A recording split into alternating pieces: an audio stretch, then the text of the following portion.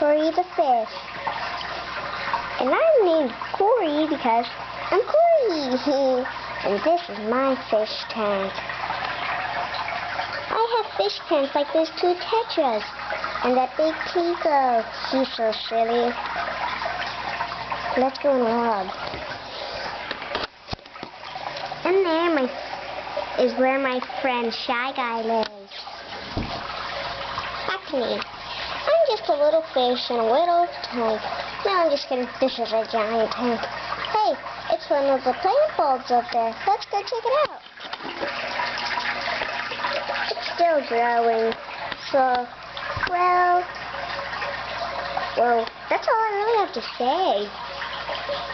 It's that cool in a fish world. It's really fun. Bloop, bloop, bloop. That's where all the plants my friends and me hide in. Anyway, where are my friends? Oh, here's one of my friends. That's Tori and Pepper. Pepper's the spotted one because he's a peppercorn and Tori's the other one. And I'm Cory. Cory, Tori, and Pepper. Those are our names. Well, I'm gonna go. And there's the other bulb. So I'm gonna go. See ya!